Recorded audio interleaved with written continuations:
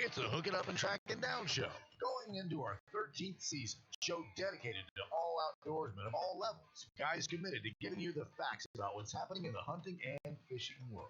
They continue to share stories, information, and give advice on the great outdoors while making sure outlaws are exposed to the bad people they are. So pull up a chair, kick back, and prepare to be entertained as we pull the trigger on another presentation of the Hooking Up and Tracking Down Show. Here are your hosts, the legends of Outdoors Radio, Gary McCoy, Mike Eccles, and Steve Graff. Well, it's the legend and Stephen Mike. Well, in my own mind. Hey, we are hooking up, tracking down 11:30 the Tiger. It's Gary McCoy, the Ranger Iowa Pro Staff, Steve Graff, the old mud hen. Mike Eccles is in the house. And everybody stop real quick. Can you get on camera, Jay? No. No? Just walk around here. Why? I just need you to make an appearance on camera. All of our Facebook Live viewers. People are wondering what he looks like. Yeah. Turn around. Now here's a man who, wait a minute, he can grow a beard in an hour. He can grow a beard in an hour. Does it look like he was in one of those late night TV shows that you saw in the motel room you weren't supposed to see right now? Is that what he looks like? You're gonna make some money. Yeah. You have knee-high nylon socks and boxers on. Jay Watley. Yeah. They're behind board. I love my Jay Bird. Hey, this part of the show brought to you by Defino Tire, Bucks and Bulls Guys and Outfitters, Primo Target, Lost Frontier RV Park and Marina, and Bayou Outdoor Super Center, your Ranger Boats headquarters for the architect. And of course, now is the time to stop by and let their great sales staff show you the best boat on the market today. It's the best boat yesterday, the best boat 2 years ago, it's the best boat 20 years ago, and it'll be the best boat tomorrow. Ranger boats. And today's show, this is really, really awesome. You have hit another home run, brother. I hope we have. You have hit another. BSS on the St. Johns River finished up actually 2 days ago, Monday. Yeah, Monday. They had 2 days delays. So then they finished, what was it, Saturday, Sunday, Monday? Yeah. And we got lucky. We got lucky? Yeah. How? We canceled Chicken Mountain. Oh, that's right. They moved it to March. Yeah. So now we're headed for Chicken Mountain. Right. They were supposed to start fishing tomorrow. Yeah. Competing tomorrow. They practice today. Well, because of that calamity of events, I mean, just won the tournament Monday. Yeah. Paul Mueller, the St. Johns River Elite Series champion, Paul Mueller, is going to be on the show with us today. And I will tell you right now, you don't realize, I know that you think that, hey, because we got this radio show that, everybody knows us and they're calling us and they're trying to book guests on the show. That ain't how it works. Graff busts his hump. And I'm going to tell you, if Graff ever needs to get hold of you, rest it. He'll call your third grade teacher. We'll track you down. You will be on the phone with him now. And you managed to pull I'm it not off sure again. blackmail's not involved. I think he has pictures. I think he has pictures. I'm not sure. I'll put it this way. Is Jay in your That's the picture? reason I'm Jay here. in your picture also? Mueller hadn't even gotten off the stage and I sent him the text. That's how quick I respond to it. You know what? It was really kind of funny to call it.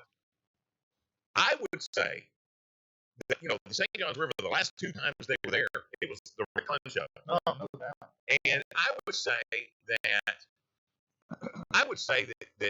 not this time of the year,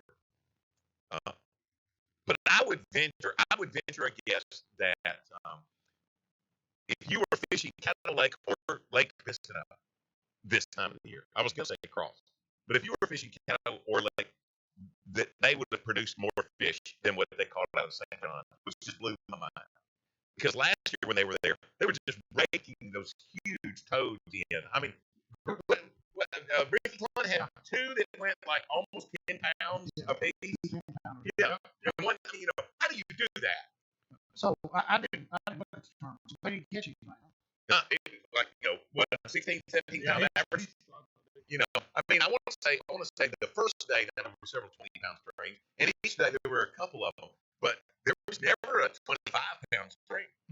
No. Not one. Was it the same time of the year? Yes. Yeah. Every time. What had to do with the moon? No, Since 75th, you had 3 fish for 5.2 on day 1. You had 1 fish on day 2 for 3.1. That's it. That's it. Boom. Go to the house. See you later. And they won $2,500. For catching 3 fish. That's what it says. Sounds like most term. $2,500. Amen. They paid $2,500 all the way down to 88th place. Wow. So tell me now, that means he finished in the money with 3 fish. Which is your entry fee, actually, huh? No. No. That's after your entry Okay. fee. Yeah. No. All right. All dealers going to be on this. So straight up 12 noon. Whatever you got to do, go press whatever you got to handle, get that done so that you can be tuned in at straight up 12 noon. And as we have Paul Mueller on, if he's got time, we're hoping to carry him over into the second segment and ask him our Exodus Batteries question of the day. If you could fish the spawn with just one bait, what would it be and why? I think honestly, he caught most of his fish on that punching. He was punching in the pad stem. Yeah. But he had found some stems that were really close to 20 foot of water. Right. And how do you? I mean, we don't have a place around here that, other than Toledo or Raven, that you have 20 foot of water. But can you imagine finding pads that close to 20 foot? Yeah, big water. I mean, literally, around here you'd have to be on the Sabine River fishing one of the little guts off of it in order to be able to do that. You're right. But now the weights are off 50 to 60% because there's no grass. Yet it was one punching. That's kind of a contradiction. Exactly right. Yeah. But they were fishing whatever they could find. The doll pads, lily pads, any kind of hyacinth that was in there. I want to go back. But those 2 previous St. John's tournaments. Mm-hmm. And I love it. I just told y'all a while ago, somebody want to go to St. John's River and watch. I do. It's just because of those 2 past games. Sure. Watching Rick run. What a testament to the man. 70. He's got to be 73 now. Oh, yeah. At least. And still learning and changing his way of thinking. Yeah. What impresses we me talked more? about the power holes. Yeah. Now, because power holes, he's realized that instead of making 5 cast areas, he's powered down to making 25. Right. Also, line landing a fish. Yeah. That he told me, he said, Jimmy Brad kicked my butt. Yeah. for doing that. Yeah. But he explains how at 70-something years old, he's just starting to change and do that. He says if you're trying to land that fish with the rod, it's 6 foot away. Yeah. And he says as long as you are willing to let go of that line, he says you can play the fish a lot better with it only 2 feet away. Yeah. He says you just got to be willing to let go of the line. And you think about it, you're pretty good at drag. I mean, some pulls, you're going to give that fish drag. Now, one of the things that impressed me the most about that, about Rick Clun, is there's not many of us that have fished tournaments long that don't have the aches and pains in the back, the knees, the feet, the ankles. Basically. You get sunburned. Your eyes aren't as good as they were when you were young. You get carpal tunnel. Your fingers hurt. This is that. And most of it's related to being in that bass boat, taking the pounding that you take. And here's a man over 70 years of age and just as excited as his first day to get back out on the water and go do it all over again. And man, I would love to think that there was anything in my life that I was that passionate about. When I had the privilege of bringing Tommy Martin on to the Hall of Fame, which is Hall of Fame little roundtable discussion we did. Yeah. Tommy's 78 years old. Yeah. 78 and still competing at a high level. Amen. Yeah. That's just incredible to me. And like you said, especially on Toledo being in the physical punishment we take is insane. Well, we had lunch yesterday, group of retired firemen. We had a big group get together. We had a small group. There was about 50. Just like when you were working. Huh? Yeah, just but we didn't drink. and anyway, a guy that I've got grew up. He was my captain. He was my district chief. He was my assistant chief at one time, Mike Mankson.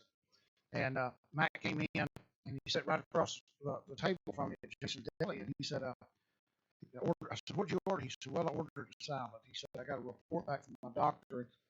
He said, it seems like my cholesterol is high. And I said, Mike, how old are you? He said, I'm 80. I said, who gives a crap? I said, at 80 years old, I take up smoking. You know, you're 80. Eat a box of chocolate. Okay. You say that, but I saw a guy on TV today on one of those news channels, 107 years old, and it's driving. And it's, Oh, no. it's sharp Oh, as no. a tack, y'all. Oh, no. I was like, how do you 107 No. and can function? He's remarried, got a new bride. I'm like, oh, what's he driving? He was driving a convertible Mercedes. Yeah. We know I got it right. But she really loves him. Yeah. Okay. She's only 32. All right. Top five from the St. John's. Top five. Popular, of course, one of these, you two will have him on here in a little bit. 47.6. John Cruz Jr., who we had on. 44.4. He's a pro. Kelly J. I thought Kelly was going to win it. I did too. I don't know Kelly that well. I don't know that much about him, but evidently he's obviously been a pretty good angler. 41.10 for third. Cliff Prince, another angler that's up and coming, finished fourth at 41.6. Jake Whitaker finished fifth at 41.1. So it's and last year's angler of the year, Scott Canterbury, finished sixth at 40.9. Question for you: is Idaho not fishing the elite this year? No. Okay, I was wondering because it was like I figured he would have made at least made an appearance somewhere in the 50. Now I do think in the classic there are a couple of guys that are on that side that are actually fishing the classic, and I'll see if I can figure out who they are. Okay. MLF was at Lake Eufaula, Alabama. Was it much better as far as fishing conditions in Alabama than it was in St. John's? Very high and muddy. I'll give you right now. It's still going on. Oh, it is good. As we speak, we're watching it live here in studio. I'll give you a quick update. Optifo, actually on a commercial break right now. Optifo is actually leading it. Here's go Score Tracker.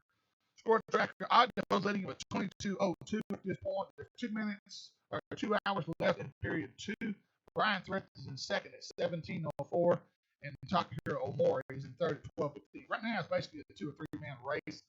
Justin Cannell, the Alabama. I'm gonna tell you something right now. I don't know what Talk has done, but he has come alive over the course of the last 12 months. This format really fits in. I'm just telling you, that boy has come alive. Yeah, and one of the guys MLF pros alluded to that look out for this guy this year.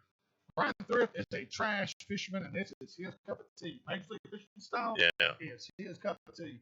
Look out, he said that he may dominate the circuit this year. Really? Yeah, they're really high on him. When do they conclude? I put Brian in top 5 right now of all the top 5. I put him in the top 5.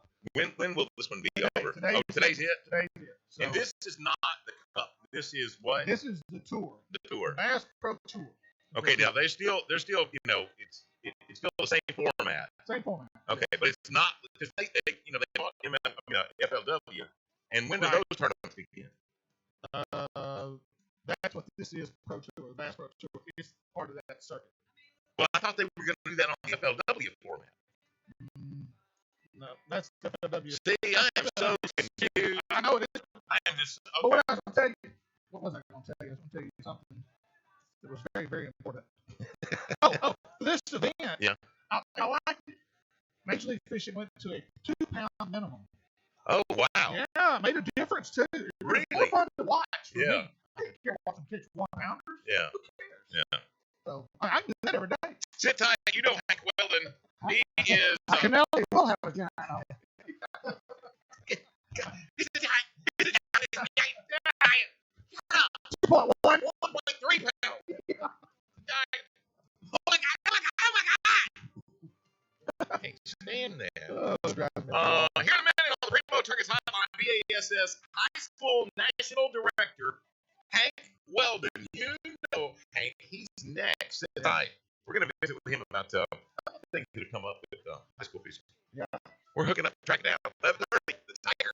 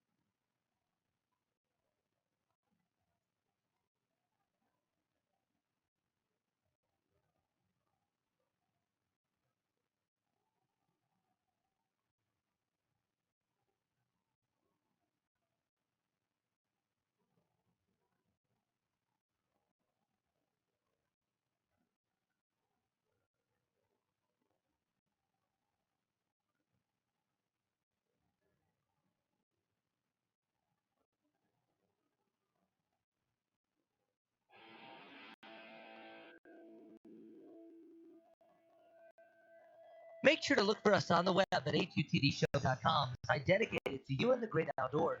This segment presented by J&J Exterminating, Gamakatsu Hooks, Exodus Batteries, Daiwa Rods and Reels, and Super ATV. Get ready to hit the trails this spring by upgrading your ATV with accessories from Super ATV. All fishing lines are not created equal. At Seaguard, we specialize in making lines tough, durable, and dependable. For carbon braid, Seaguard has a line that is perfect for what or how you want to fish. Whether it's Tatula, Red Label, a Braid X, Invenz X, or their awesome Smackdown braid, Seaguard will take you to the winner's circle. Go to seaguard.com to find a dealer near you. Seaguard, always the best. On the Primo Targets Hotline, BASS High School National Director Hank Weldon. Hank, thanks. I know you got a really tough schedule, but we sure appreciate you working us in today. Hey guys, I appreciate always coming on and love your here. You were just there a few weeks ago. Yeah. And, love coming there, especially when it's crawfish Hey, season. man. Oh, dude. Are you a crawfish man? I love them. Really? I love them. Keep Johnny. I don't know if I do that or not. But, Johnny was taking fish with us. Yeah. Mackey's boy. He hooked us up with some coming down there. I love them. Now I got to say, though, being an Alabama graduate, I love Louisiana, but it's a little bit tougher this year to go down there. Well, Coach O is one of old Hey, y'all owe teammates. this one. Yeah. Me and Coach O go way back. We played together at Northwestern State together. Yeah, we came in together. Yeah. I knew he had some time. I knew he played there, but I got stories I can tell you, but we're gonna be off the air. Tell you on the air. Yeah, I'm sure. Hank, would you have ever predicted when the idea of high school bass fishing started getting kicked around, would you have ever predicted that it could almost be too popular? Yeah, I mean, it's kind of a not moron, right? No, you didn't. You wanted to serve those kids. Bass had junior programs always back when I was a little kid, casting kids, all that stuff. Kind of turned into this. We were kind of late to the party. We had some other organizations that were doing national high school fishing, but man, it's cool. It's school. It's baby building an activity that non-professional fishing ball sport athletes will do. It's just does it come with challenges? Absolutely, but it also has a lot of good that it can do. What would you say? You mentioned it comes with challenges. As far as the tournaments go or the actual competitors, what are those the biggest challenges for you guys? Well, our term is right. It's manageable growth, right? We can only so much for it to be an enjoyable experience. We're talking about tournaments, manageable growth across the country, across the world. We've got 4 foreign countries now, high school fishing have fielded teams in our national championship. Being able to while we're a huge organization, but live from an actual employee standpoint, we're not that big. There's only so many. I wish the clone myself several times. Still, maybe that the quality of work might not go up because I get there's probably better candidates out there than myself, but that's the biggest thing we talk about is mental growth, trying to keep the experience great across the board from the club level to the national tournament. That's right. Probably one of our bigger focuses, and that's why we have a 250 boat cap. With our high school and college events, we run 400 boat tournaments before, and we can personally handle them. We don't like to because it becomes a task on our people. That's the biggest challenge on our employees. Right. Well, Hank, I opened up a can of worms this yesterday. Yesterday on Facebook, I put a question out there.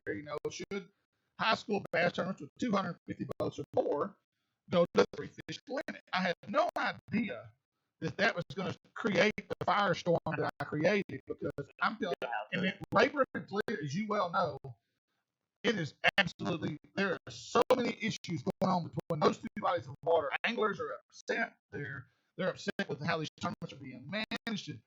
I'm glad to hear y'all taking the lead and putting a cap on some of these. You're talking 600 boats at Rayburn. So my question to you is, number one, do you like the idea of a 3-fish limit? Is it something to help protect the fishery?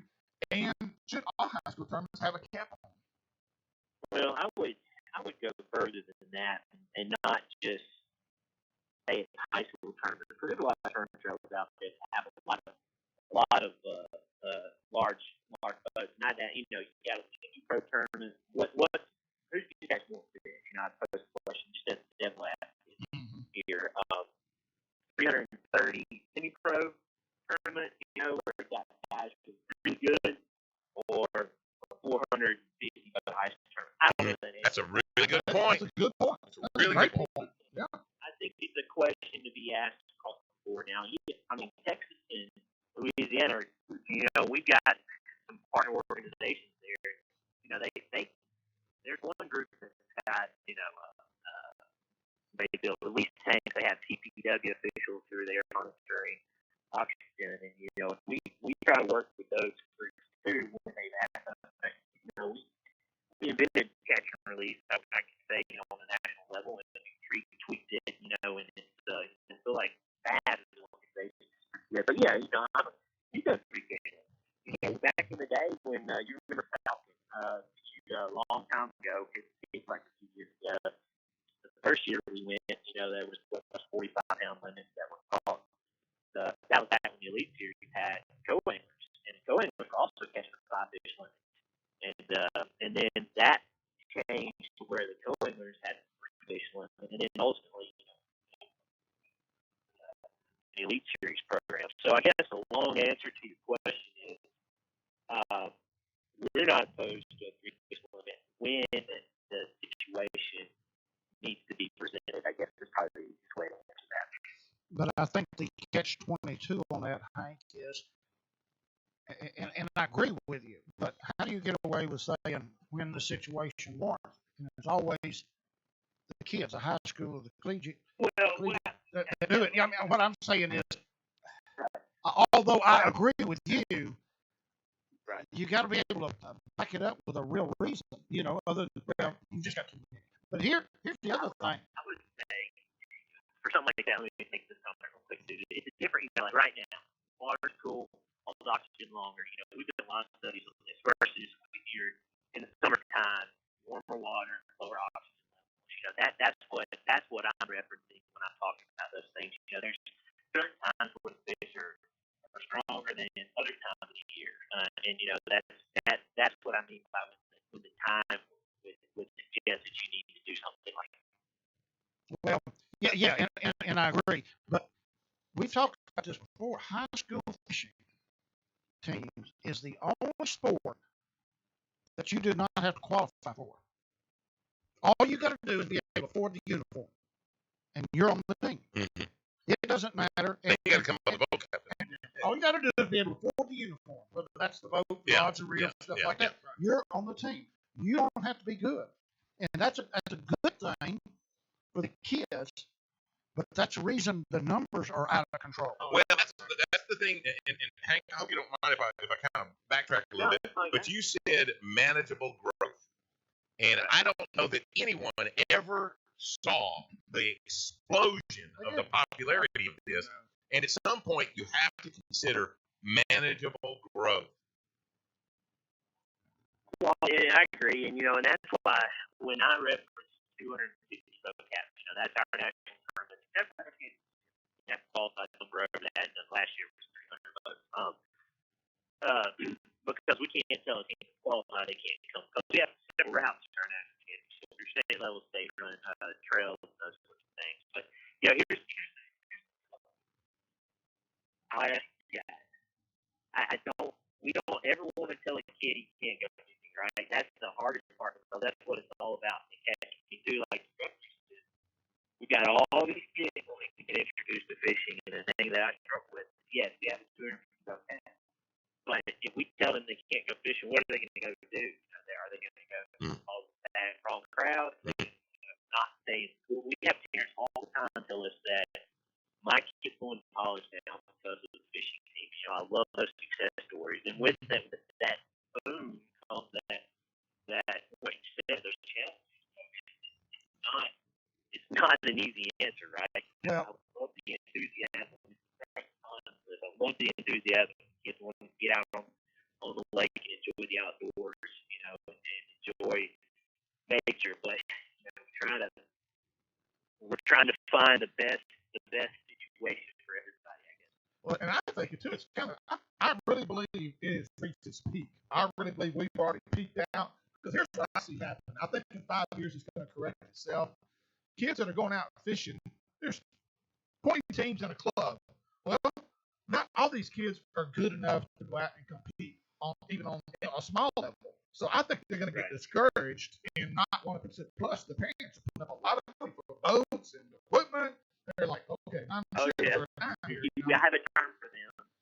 All those overzealous parents. Yeah. People kind of go in a little too strong, but they sit there with it. Little league football. Exactly. No, you're right.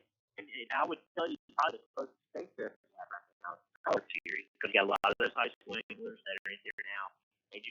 Where we're seeing a huge boom in our tournament competition, believe it or not, is college. We got 4 national tournaments, and again, 250 boats. We fished 250 at Toledo Bend, but we had 300 boats registered. So we had a 50 boat waiting list that we worked down to get to the 250. Our smallest number registered now for the next 3 events, all the way to May, is 323 boats. We've got 400 boat registered still for Hartwell. So we've got 150 active boat waiting list. It's crazy.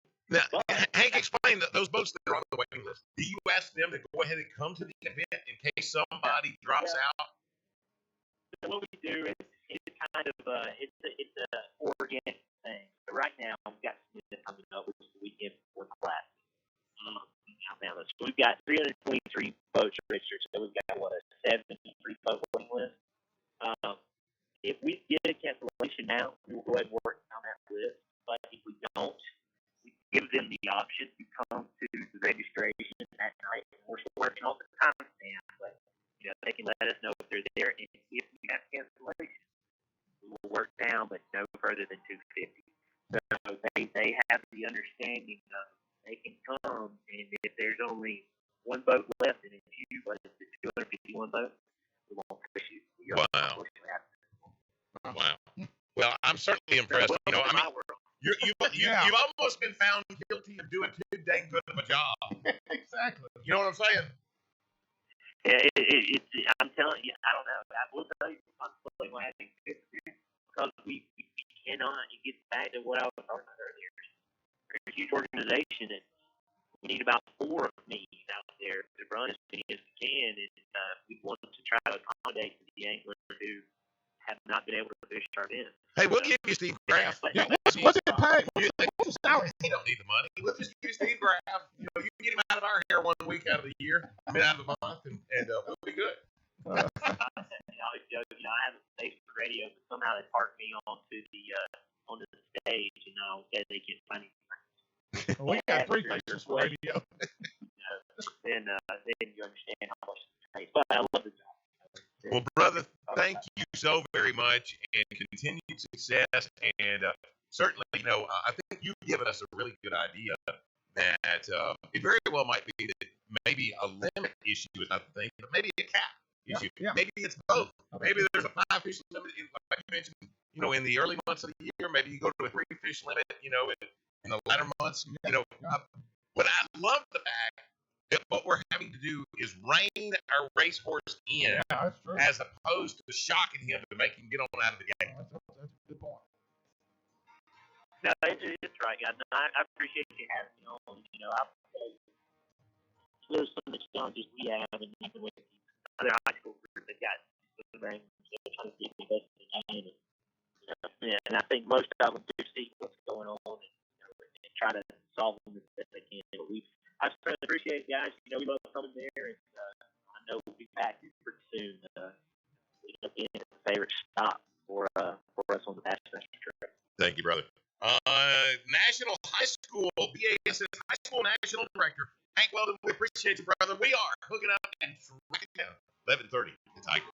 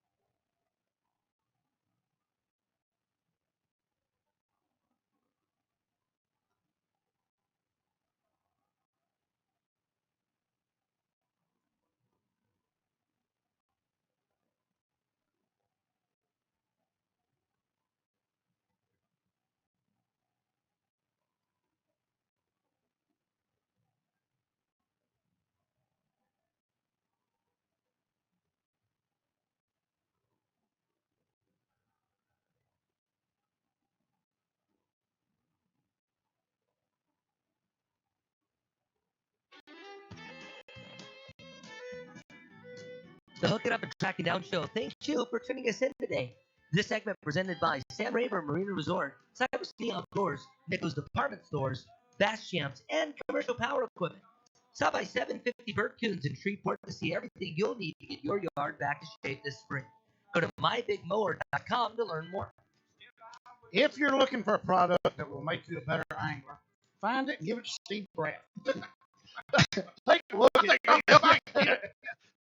at B&M Baits, tournament tested to help you catch fish and put money in your pocket. Designed by MLF pros Cliff Pace and Jacob Rosnick, B&M Baits will help guarantee success on the water. So don't just tie on any lure. Get hooked up with a bait from B&M. Go to bnmbaits.com to see the entire line of baits available, or ask your local tackle dealer if they carry B&M.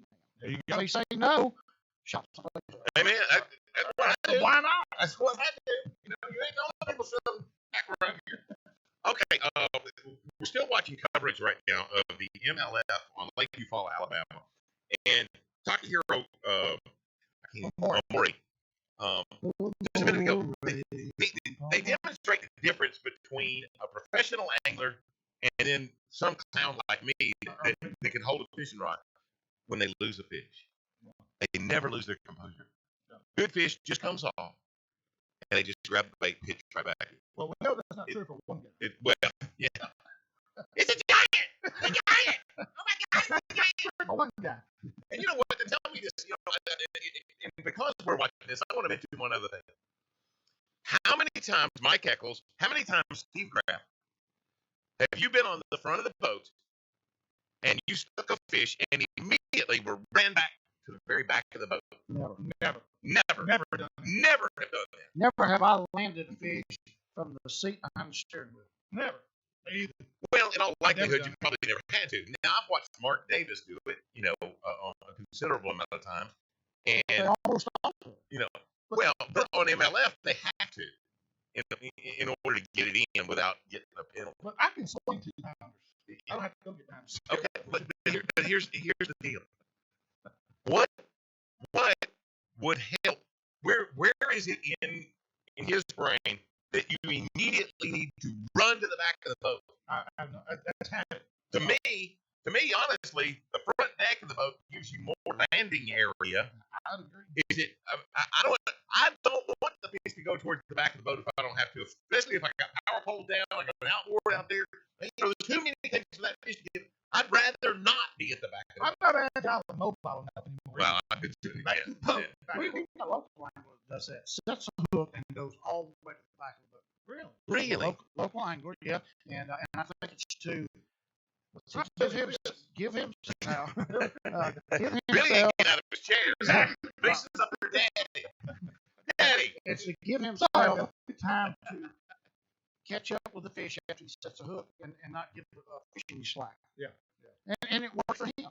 Yeah. Very good Yeah. fish. Well, that's why I asked, you know, because I don't see the other anglers doing that, and I don't know if he's discovered something in his life that, you know. He's the first one I've ever seen. Yeah. The fewer steps you make in the boat at my age, the safer you are. Yeah. Exactly. Yeah, I wound up with a mouthful of windshield, you know, trying to run back there. Okay, question for you.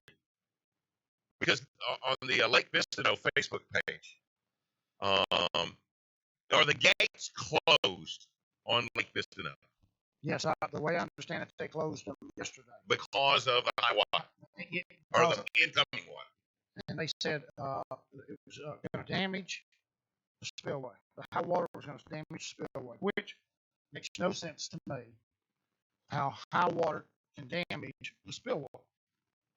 I don't see it. But Now, see, I do see it because when they're partially closed, you know, then it could very well cause an issue. You know, maybe when they're completely closed, then it's locked down and the water will come over at that point if there's a flood. I don't know. Yeah. I mean, I don't understand the full construction, but they said the gates will be closed due to high water. Yeah. So I put on this Lake Facebook page. Only in the state of Louisiana do they close the gates that's trying to get rid of the salvinia. Because of high water. When you they find it, closed it 3 months ago due to low water. Yeah. And most everybody agreed with me, but somebody came on there. I'm sure they think they had a valid point. No, they did have a valid point. I'm going to say that. Said, had the gates been closed, and now we've got all this water now, people would have been flooded out. That's true, but that's like saying, if I'd have known the numbers, I'd win the lottery. Right, exactly. Exactly. Otherwise, you need to drop the lake every year, not for salvinia, but just for leave flood those control. for July. Yeah. Right. So here's where I'm going with this. I don't know what the plan is now, and I want to be very proactive in regards to our wildlife and fisheries. I don't want to dog it, but I was under the understanding that the gates would close November 30th, and then the gates would close by the end of the year, and then the gates would close January 31st, and then the gates were only closed because of impending high water. Was there or was there not a plan to ever close the gates? There was a plan. Recommended by Wildlife and Fisheries. Yeah. I've said this again. This came from an individual, Wildlife and Fisheries. We want to drain the lake. Draw down the lake. Labor Day weekend. During the peak growing period of salvinia. Mm-hmm. The drawdown does not kill the salvinia. All we can do is reduce the surface area during the peak. Because it won't grow on dry ground. Right. So if you got 7,000 acres of salvinia and it can double in coverage in a month, you get 14,000. Right. But if you bring it down to 4,000 acres, right, that's max. The most you can have is 8,000 acres of salvinia. Yeah. So that's a reason for the drawdown. We want it down during the peak growing period. Then we want to put water back on it after that. And we don't want to leave it down too long because you've got too many fish in a confined space, and then the big fish start eating the little fish. Right. That all makes sense. And that was their recommendation. But this person from LDWF also told me that there is a group of people that live on the lake that think they should run the lake. Mm-hmm. And that they are the ones that have politicians' ears in Baton Rouge, mm-hmm. and that they are superseding what LDWF recommends. Who is the governing body of Lake Vista? Is it the Corps of Engineers? Is it LDWF? Yeah, but that's not really that's completely different. And it's not a Corps. It's not a Corps law. Yeah. And it's controlled by, governed by 3 parishes, which is another problem. Right. Instead of having 1 parish. Yeah, and you can't help it, but you get 3 different opinions. Nobody ever agrees on everything 100% of the time. So if it's not the 3 parishes, I don't know. But apparently, no matter who it is, if you've got enough money, you can supersede the experts. Okay, now here's where I want what you want. At one point, I think you and I were both in agreement that the drawdowns were really making the fishery better. And now I think I think there's some retraction to that line of thinking. Yeah, and if you want to, 3-4 years ago, we had the Boss Championship on Lake Vista 2 days, and I did put a little survey out. How many bites, how many fish you catch? Yeah. How many bites you get? Yeah. And we had the best of the best down there for 2 days. Right. And very few boats had over 7 or 8 bites a day. Mm-hmm. But they were good fish. They were good fish. Right. And the question is, where are the pound and a half fish? Yes, it takes. They're in the gullets of those. It takes 5 fish with 25 pounds to win a tournament now. Mm-hmm. But you can't go to Vista under normal circumstances, or even during drawdown, have a person catch 10 or 20 1-pound fish. Yeah. Where are those fish? According to LDWF, all the fish have been pushed into low channel areas and kept there too long, and they start feeding, the big fish start feeding on the little fish. Okay, let's just say that the rest of the people of LDWF, all the property owners, they all got together and they single-mindedly agreed that Mike Eccles is going to run the show. Okay. What's your decision? Because Salvini apparently is here to stay. Right. We've got to have some kind of action. And I would venture that, there's going to be some changes that have to be made each year as the problem either progresses or decreases. Because this year, I think we're probably going to see as bad as Salvini as we've seen with the lack of winter weather. Yeah, you're right. So what would you do, Mike? I would do what the experts tell me to do. Cut all the trees out. Yeah, I do. Would that be part of your plan? Take some of the trees out? I think it would. I would go back to, yes, I would like to see that on Lake Michigan. Okay. I do. You don't have flow. You got to have flow. You got to have intake. You got to get high. You got to get low. Right. You got to have current to supplement the nutrients and all that. And that has been reduced, but it's taken so long that nobody sees it. Decades. Cypress trees grow so slow. Right. If those were willow trees, everybody would be saying, cut the things down. Right. I wasn't even there 5 years ago. Right. You can't say that. They weren't there 6 years. That's my favorite tree. I catch fish on that tree every time I go. Don't you take my tree down? Yeah. But what I would do with first off, nobody living on the lake would have anything to say any more than anybody else in the state of Louisiana. It's a state lake. Yeah. That's the way it ought I to be. don't care how big your house is. I don't care how much money you got. I don't care how many houses you got on Lake Michigan. You've got nothing to say about the lake. That weighs any more than what Any somebody more else. than what somebody living in Shreveport or Bossier or Bennett has. Right. I would go by what LDWF, the biologist, told me need to be done on the lake. Yeah. And if it didn't work, in a few years, I'd find me a different set of biologists. Yeah. But that is what they do for a living. With zero education, I would not be telling somebody how to When to open and close the gate. No. Yeah. Let the experts do it. One change has got to be made. Get politics out of it. Well, another change, and that's a fact. But another change has got to be made. And I'm gonna tell you right now, I have not witnessed it myself personally, but I've talked to several friends who I know. My own son witnessed it. There's a lot of money involved in that Salvini eradication, and I'm gonna tell you that they have made a change with the company that's actually doing the application on there. They better keep an eye on them. Because my own son witnessed them just spraying out in a wide open in a spot out on the dry ground, wasting that because they get paid. We're getting paid by the amount of application or of the chemical that they were putting out. You better watch it. If you what is the old saying? People will only respect what you inspect. Yeah. You better inspect it. I just got a text that sums everything up.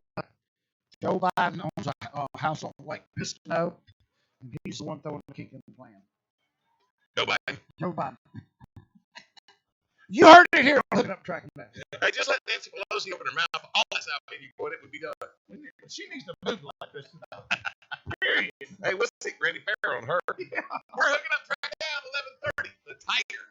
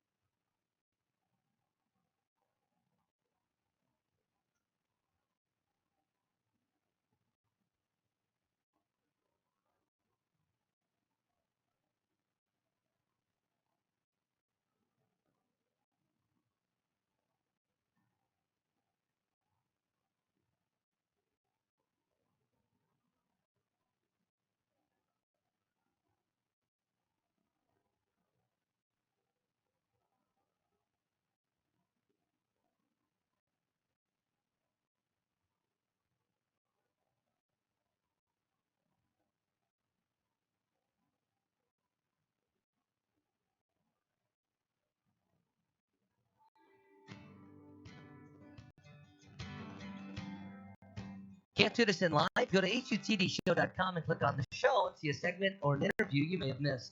This segment presented by Candyman Pet Lodge, United Rentals, Jimmy Grange's Snackity Sport, Bass Cash Bash, and Toledo Town and Tackle. Your one-stop shop for your next trip to Toledo Bend. Bait and tackle to the best burgers in the region. Toledo Town and Tackle has everything you'll need.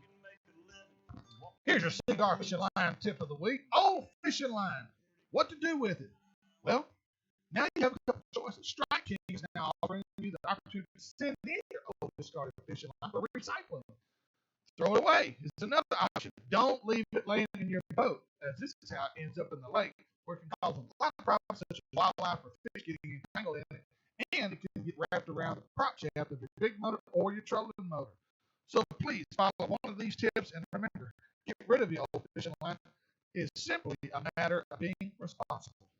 You know what? There's one of the companies, and Cigar might be the one that actually sends you a Strike King.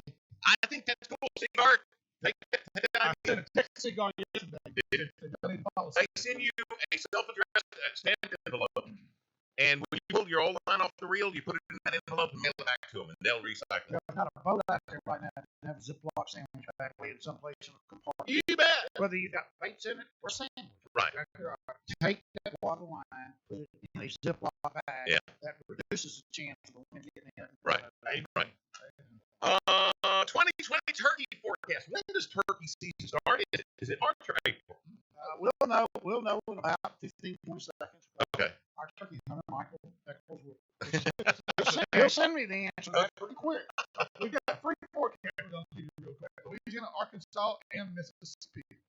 Guys, what amazed me is the difference in population between these 3 states. Population of turkeys or people? Yeah. I was well, turkeys and people. But yeah, turkeys. I was really surprised. And maybe you guys can answer this for me. Why does Louisiana have the lowest population of turkeys between these states? I would venture there's 2 reasons on that. Probably last introduced them or reintroduced them back into the state. Okay.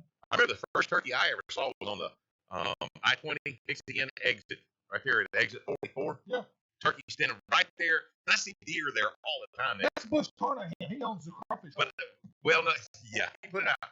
No, it's on the south side of the interstate. Yeah. Right there. And first turkey I ever saw. And people are like, oh, man, we've seen them in Ruston for years. That was the first one that I ever saw in Louisiana.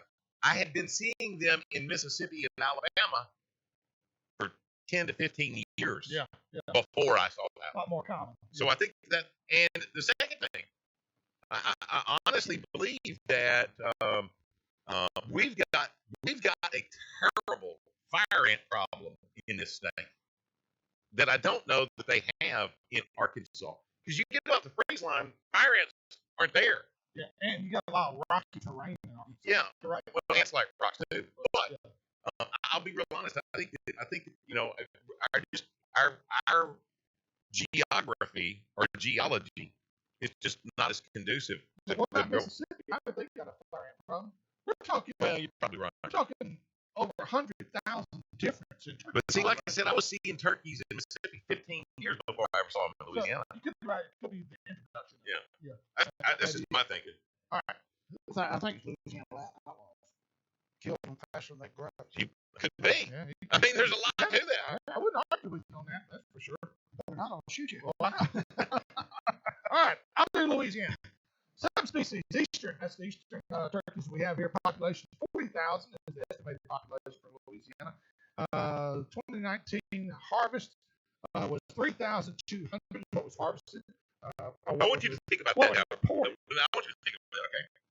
Estimated population of 40,000 turkeys in the entire state. Okay. Last year we took out 10% of the entire population. Exactly. Yeah.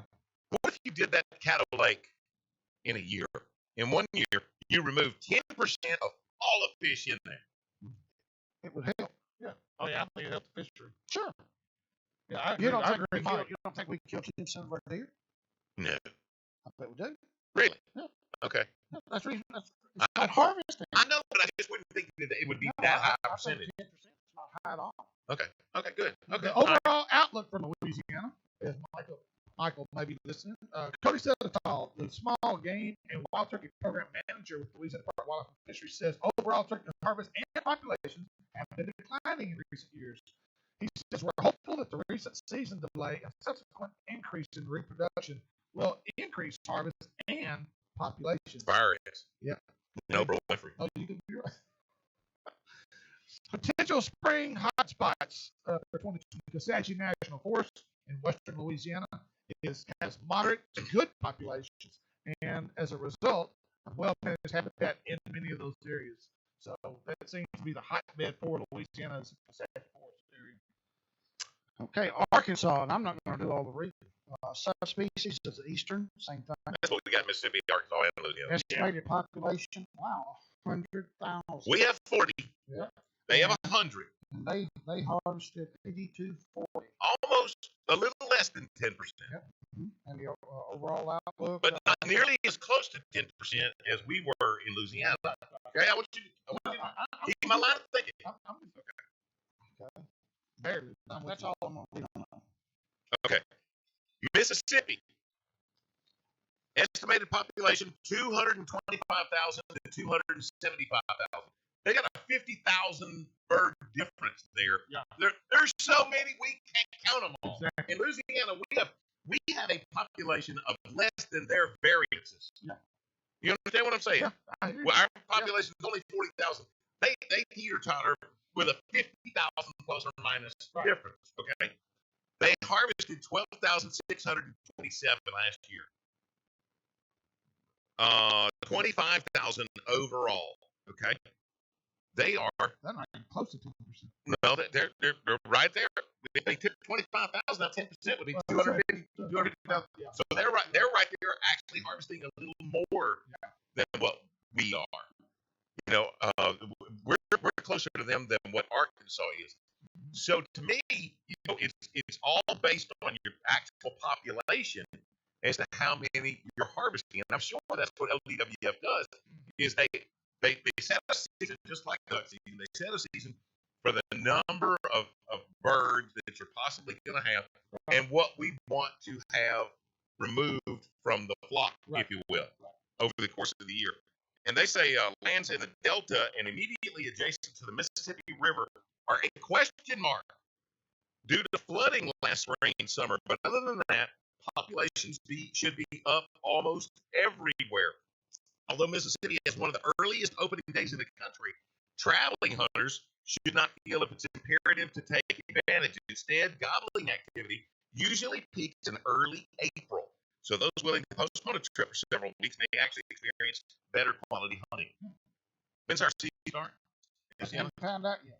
Come on, Michael. What are you? He's probably out on a fire somewhere. Yeah. You know, Well, trying to save a life or something. Let somebody else hold the hose. I'll look it up real quick. Now, but while we're on the subject, the reason I didn't want to get off on that, next week we're going to talk turkey hunting. Yeah. We're going to have a guest, and I want everybody out there that gives a rip about turkey hunting to write this down. I want you to look something up on YouTube. We're going to have a young man on next week named Dave Owens. He is from Alabama, and I'm guessing he's in his middle 30s, just looking at him, talking to him. Mm-hmm. He does a tremendous amount of YouTube videos. It's called the Pinhoti Project, Pinhoti, which must be Shawnee Indian for big damn turkey. I don't know what it means. Something. What a gobbler. Yeah. And anyway, did you see the gobbler on that? This young man has killed a turkey in all 49 states in the United States. It has turkeys not last. We don't have them. He's killed every one of them on public land. Wow. He's won the national turkey contest next week. Wow. Now you can take all this other stuff, every one of them. But can he tell us how to get rid of stuff in you like this? Yeah, sure. That's part of boy. Yeah. Hey, that'll be good. Yeah. What time are we going to have him on? You know? We're going to try to 11:30. We'll do 2 seconds with him. Okay. 11:30 next week. Here's the turkey schedule. April 4th, it opens up for everybody. But the National Wildlife Refuge schedules, Cocontree, Chico, the National Wildlife Refuge, all those are March 28th. Okay. And those are youth hunts for 2 days. And then your regular season is April 4th. Go to ldwf.com Yeah, or .org. But on turkey hunting. We are hooking up, tracking down, sit tight. We've got our boy, excuse me, our boy Paul Mueller just won St. John's River Elite Series Monday. He is next, hooking up, tracking down 11:30 the Tiger. I believe you spent well on the young.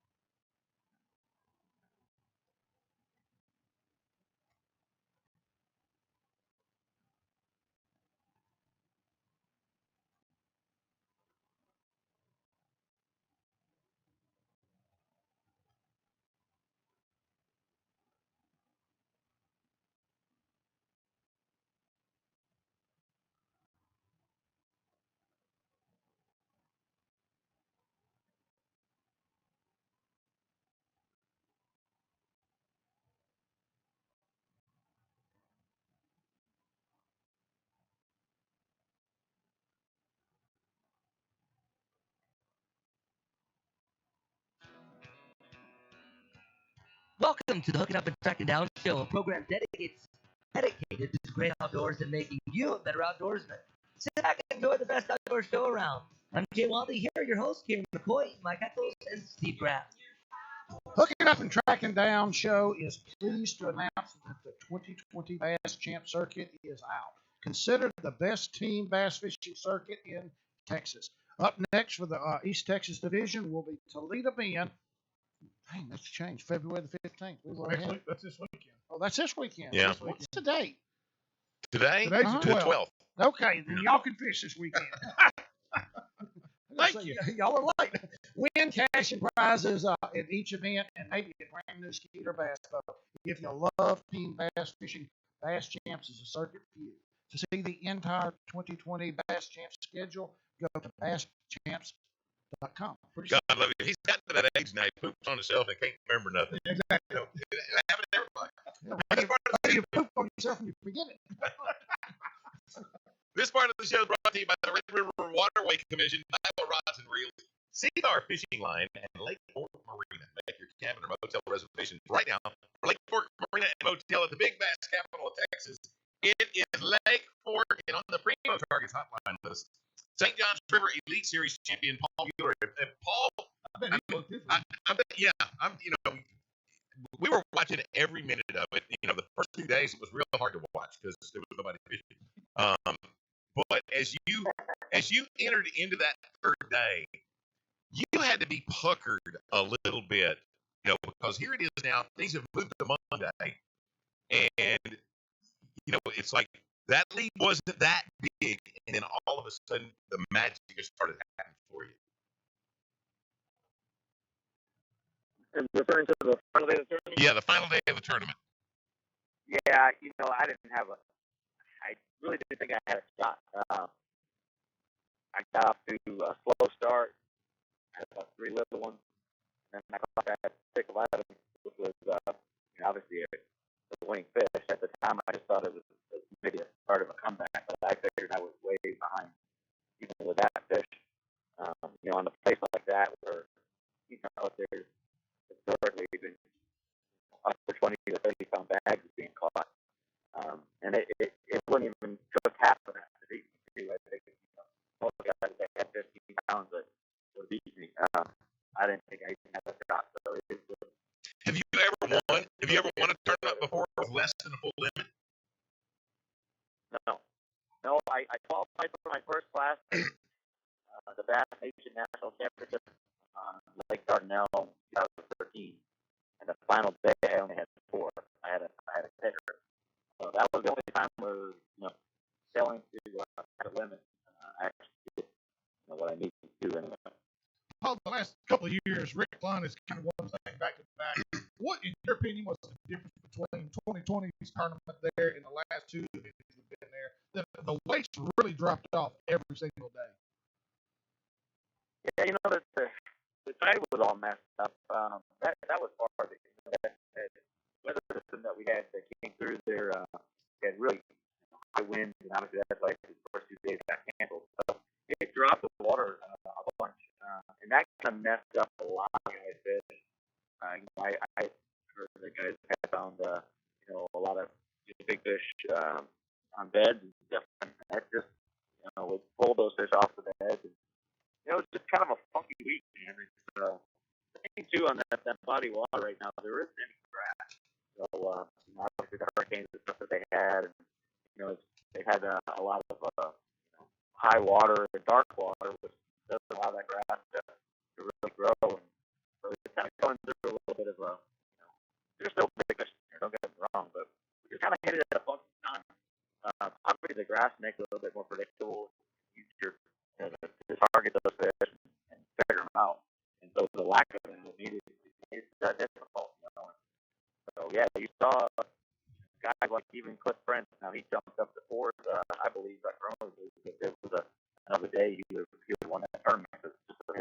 But there wasn't, and you reminded him of that, didn't you? Well, I was thankful, man. I ran out of. I would say I ran out of fish. The conditions just didn't, help my area. I don't know what happened to those fish. Well, you ultimately made that change that got you the big fish that won the tournament for you. And all hats off to you, because it's those decisions that make for winners. Yeah, that was an awesome deal because, like I said, I didn't even know that it was even still in contention with the 3 little fish. And that was a deal where the Lord, he just led me to that area, and that was a winning. So I mean, gosh, man, that was a gift. I mean, that's a blessing. That's really not my wheelhouse. I was just hoping for a decent finish there, decent points, and move on to the next one. But that was a prime example that God does work for your weakness sometimes. Amen. And I'm just really fortunate, man. I just felt like that whole week was just a gift. Everything was orchestrated perfectly for me. And I had a spot, all to myself. So God gave me a great favor that week, and thankfully I had enough, man, to make it. But I was in shock. To be honest, I didn't think I had a clue at all, and I was fine with that. I was happy to have a good finish, to survive that event. That was a very, very tough tournament. So I was definitely just shocked when I knew that I might have a shot when we were all waiting in that Sunday. Hey, Paul, do us a favor and take us through days 1, 2, and 3. Tell us how you caught your fish, what the conditions were. And when you went that second day, what, if anything, changed that you had to make an adjustment, and talk about your baits each day. Yeah, so I basically caught the majority of my fish. I caught some in a jig, and then I caught a couple of fish on. So I started off the tournament, everything I weighed the first day, all 5 fish came, swimming the jig. It was a Strike King 3/8 ounce hack attack swim jig. So that hook has got a really, really stout hook. Kind of got like a flipping, heavy duty flipping hook, kind of like what they have in there. I believe they're flipping jig. And actually, I bought some of those jigs at Walmart because I didn't have any swim jigs with that out of A professional fisherman buying baits in Walmart. Well, here's the deal. I mean, there wasn't really any tackle shops over there, and I needed a 3/8 ounce swim jig with a heavy hook, and I didn't have any black and blue, and I was like, man, I was gonna see if I could maybe get some skirts or something and put them on a jig and change the color, but we happened to be at Walmart, right on the stuff there, man. I was like, perfect. And it's funny because I actually used one jig for that the whole thing. Never tried on a new one each day, and so now that jig's going to be a souvenir because it has all kinds of tooth marks on it. And but yeah, anyways, I was swimming that jig. I kind of learned that deal. I only got a couple plays in practice. I really didn't know that area was that good. That was all I had. So I kind of went there. I kind of learned it on day one. The water was up highest on day one in that area, and I think that was due to just the wind that we had kind of pushed water in there or something. It was just a little weird deal because the water just was low each day.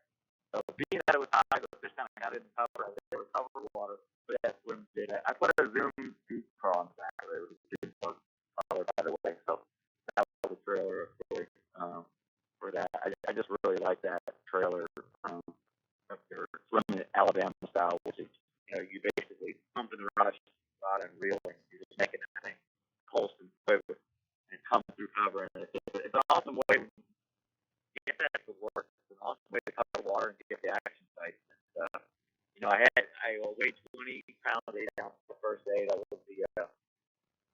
was my largest bag of the tournament, and I actually lost one that day. It was probably around 9 pounds now that I think of it. It just was an absolute monster for that. I lost it because it kind of hit the bait coming right at me. Never really get a good hook in there, but I fought it for a while. I got to see it. I was in awe on how big it was, and it just kind of made one more final run and shook that jig out. But I had probably 26, 27 pounds the first day. And that was kind of a tough one to swallow, but it was just one of those deals where it is what it is. But the ironic thing about it is you can always take positives from the negative. And I definitely made a mental note of where I caught that fish. So the second day, I went back into the same creek. It was called Trout Creek, and just kind of built off of what I learned the first day. Swimming the jig, and I wasn't getting any bites. And the water wasn't coming in as high as it did the previous day, so I was kind of wondering what was going on with that. And I just didn't get any big bites that day swimming the jig. I got some key fish, and I had a decent limit, but nothing real big. The adjustment I made on the second day at the end of the day was there was matted hyphus on the same dress where I lost it. I big 9 pounds in the first day, and I ended up punching about 10 yards, punching them at ounce weight, little 3-inch kind of crawfish style, June bug colors as well, bait, heavy braid, etc. And I punched up like a 6-4, and that kind of gave me like 16 and change. That saved my day really. And even that, I thought maybe I slipped a little bit, and I found out that was that it was enough to lead. So that was kind of a shocker too, that I was leading with just a 16-pound bag. I thought that would maybe catch him a little bit better. And then the final day, man, I went into that area, and same thing, got to swim a little bit, just about one in that country. And then the pivotal move was just moving into called 6 Mile Creek. It wasn't too far from there. And I punched up 2 little ones, and then I punched up at 6'11". I was the winning fish. So, yeah, the conditions changed. It got tougher on me. I think the biggest thing was because the water level wasn't right.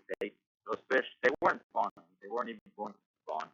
They were all pre-spawn fish. I mean, I'm sure you guys, if you saw, they had big bellies on them. I don't think they were spawning in that. I think they just kind of moved the water and to get in the cover when the water level was right. The water level wasn't right. So it made it tougher on me. I think a lot of those fish were just out in the channel, just heavy and stuff. And I couldn't figure out a way to catch them. I tried to investigate a little bit that final day and fishing Senko and stuff like that just to get some bites. And it was definitely a tough day, and I think just the tide kind of messed things up. Paul Mueller, winner of the St. John's River Elite Series that just concluded Monday, on the phone with us. Paul, I got one other question for you before we take a quick break. I got a question.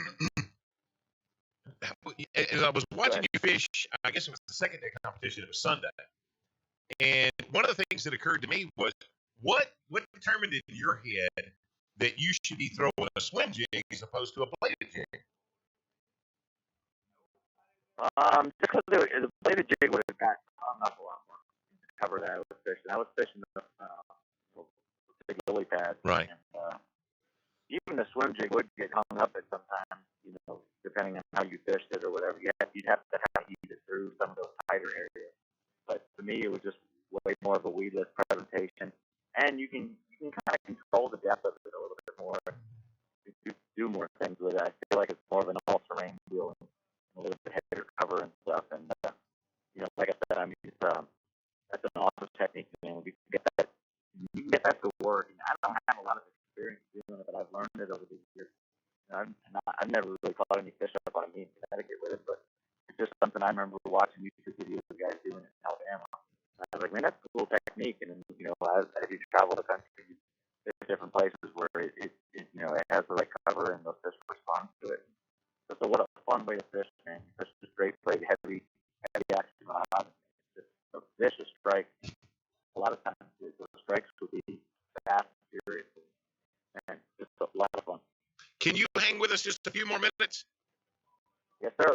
Fantastic. Paul Mueller, winner of the St. Johns River Elite Series this past weekend into Monday, on the phone with us, and we're going to visit with him more. In fact, our Exodus Batteries question of the day, we'll throw that on him as well. That's next. Hook it up, track it down. 11:30, the Tiger.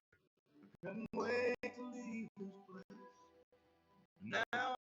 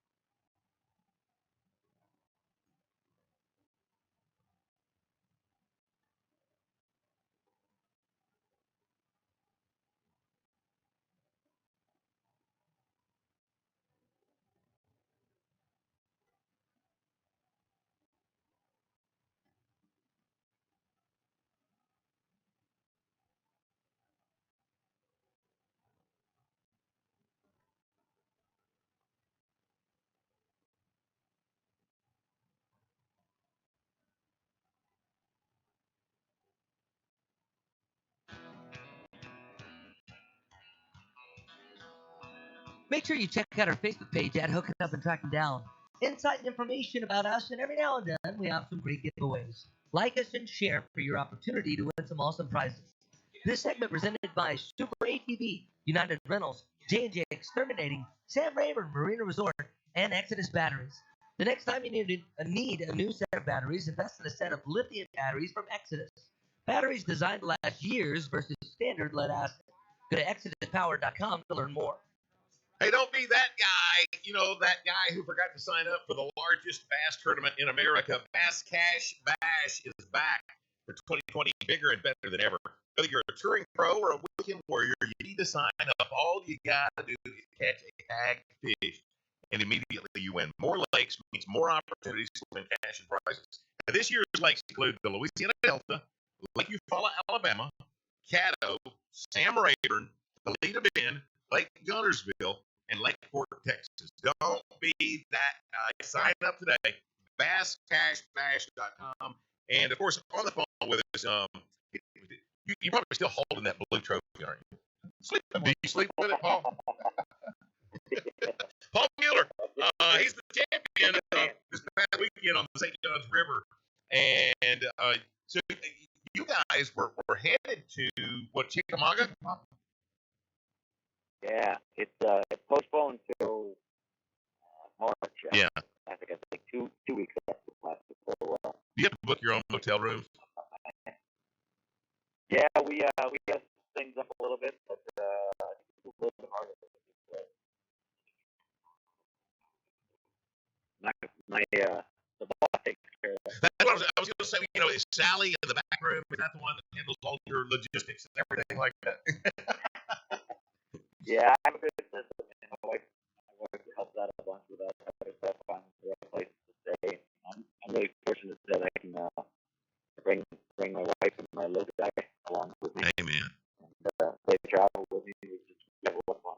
Is that your plan for from now on? I mean, even homeschooling and stuff, or at some point will he have to settle in and go to a regular school and that kind of stuff? Yeah, it's we still haven't made up our mind yet what we can do with that. It's I don't know. It's tough. There's positives and negatives involved. But we haven't made a decision on that yet. But we will at some point. Amen. Yeah. He'll be full of Bob, before we get to the Exodus Batteries question of the day, I got one quick question for you. With technology like we have today, and I'm not asking BASS to switch to the MLF format by any means, because I like what you guys do. But would and do you see down the road that the bass tracks ever being available to you guys in a boat to know, even on just the final day, what guys are catching? Is that being pushed around, kicked around at BASS, having that kind of information?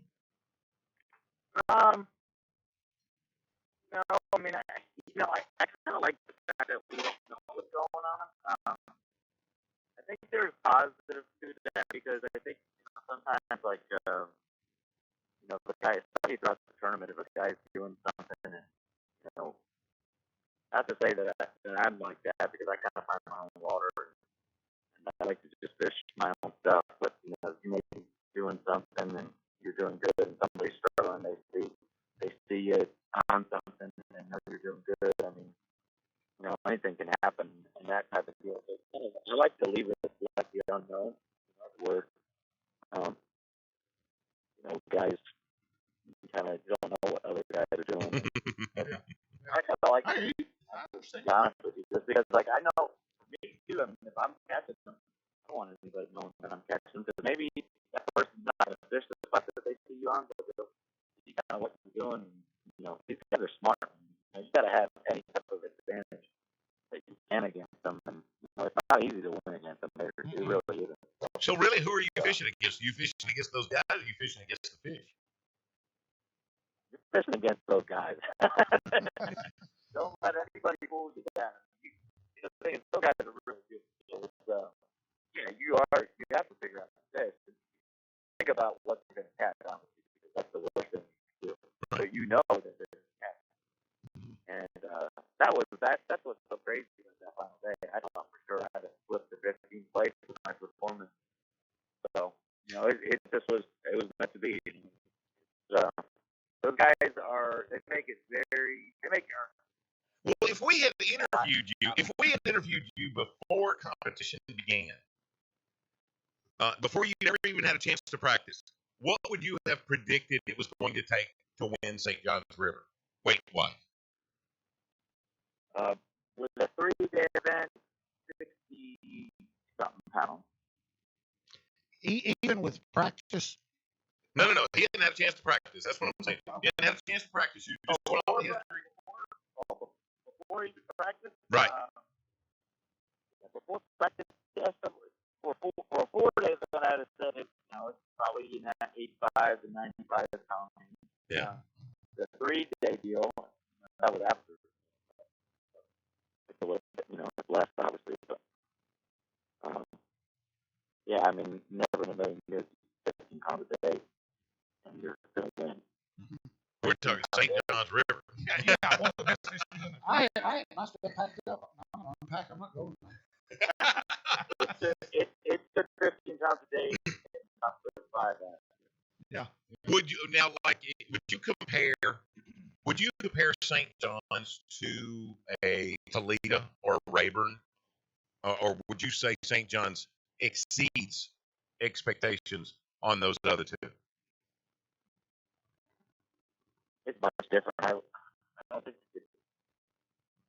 I don't think you can compare it to those two. I mean, it's a unique fishery. Yeah.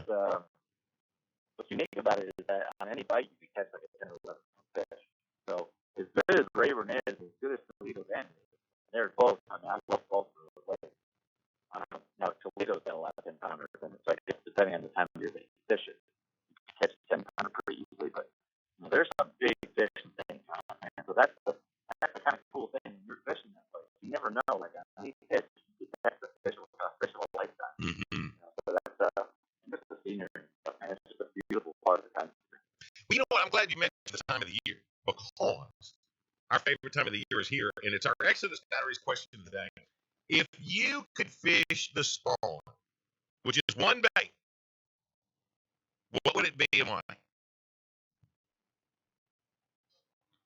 Ooh. Oh, God, man. That's a tough one. Well, being that I'm from Connecticut, I'm going to probably lean on something that, that I use more up by me, and it does work everywhere across the country. So they just a standard tube jig, or a Texas rig, or with a jig head. A tube is a very, very good thing to bed fish with. So you can catch them anywhere with the tube. Do you buy into the colors don't really matter? I mean, do you have like 4 or 5 colors and that's it?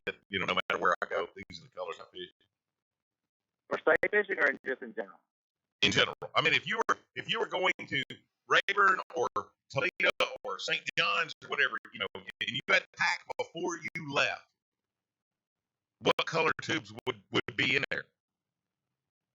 Well, as far as color goes, just for everything, yeah, you could really boil everything down to about 5 colors, probably. Obviously, sometimes of the year you need red in certain spaces. That doesn't apply really by enough. But green pumpkin, you catch fish on a green pumpkin or watermelon. That's bait anyway. When it comes to like a swim jig or a bladed jig or something like that, you really need only 3 colors. White, black, green pumpkin. That's it. I mean, it's colors. I really feel like colors stuff. They're designed to catch the fish more than the fish. Now, there's when you go to clear water stuff, then you kind of get more technical. All right, I firmly believe that. I think what changes with clear water and also lighting is you want, like, say, a bright day, clear water. You want something really translucent. You want something that is see-through. It's something that creates an illusion. So color is more important than clear water. And there are certain times where certain colors excel. The morning dawn, with weird colors like that. They have their time and place. So yeah, you can branch off this, but for a lot of times stuff, if you're gonna fish a jig, let's go 2 colors, brown and green. As a tandem on one jig, trailer or skirt, and black and blue, and then you can catch fish anywhere in the country with either of those 2. Any watercolor. So yeah, doing this for a living, you try to keep it simple. Amen. You don't want to have. I like to bring a lot of tackle with me, but I learned to really get stuff. Because you don't need that much stuff. And when you can only fish with 1 or 2 days, that's when you can usually have a pretty good event. So that was the cool thing about it. There's 2 techniques in this tournament. I didn't really think it was on one deal, but that seems like when you can do that, you can narrow it down to 1 or 2 days throughout the event. That's when you're going to have a little bit better finish like that. Hey, Paul, we got about less than a minute, but explain to me why the tube is your choice for spawning fish. I mean, it's it's one of my favorite baits. But you throw it 12 months out of the year. Yeah, I mean, why does the tube perform in the spawning situation better than other baits? It can mimic anything depending on how you rig it, depending on how you fish it. It can mimic a crawfish, it can mimic a perch, it can mimic a bluegill, it can mimic anything. It's just versatile. It's just an incredible bait, and it's threatened by it. I think it's just that profile, and it's something that too. I don't know. It's like say potato chips is starting to be a forgotten taste. Oh yeah, yeah, no doubt. yeah. I think it's safe. Yeah, it is. And do you prefer a big tube or a small tube? Yeah, 3 inch or 5 inch. Overall, at the end of the day, probably 3.5, 4 inch. If I could only pick one, 4 inch. Okay. Pick one size, for everything, all across the country, 4 inch still matches everywhere with it. Okay, now I know that you've got a full season still ahead of you. What event are you now looking forward to the most? You got the blue trophy now. What's the event you're looking forward to most? Well, there's a lot of them. We're going through. We got a great lineup this year. We're going through a lot of great history. I don't want to do anything leaving it out. Obviously, the classic is an excellent. So, hey man, I had the classic in 4 years. That's a big turn out because regardless of history, how what things can learn on whatever, it's the Bassmaster Classic. Amen. Yeah. And man, what a Well, you're going to have to come back on the show when you win. got a lot of work to do there. It's gonna be fun to be in it, and yeah, who knows, man? They're getting a lot of rain stuff there. It's gonna be man, I don't even know what my game plan is as of right now. Look at all the rain and stuff they're getting there. It's gonna be a different. I think it's gonna be a different Gunners Bowl. It's gonna be something that we're not used to seeing, which you kind of like that because there's a lot of guys from Alabama and there's a lot of guys that have experience on that place that are fishing that tournament. I kind of like when you go to a place that kind of like St. John's, right? I mean, it was totally not typical of. It's never been one north. It's always one in that Lake George area and stuff like that. So that's what you can hope for. That like something is different, where you have to just figure it out right then and there. And yeah, that's kind of exciting. Good luck to you, brother. We do wish you the very best. Thank you, Paul. Paul Mueller, the Elite Series champion on the St. John's River. Brother, good luck.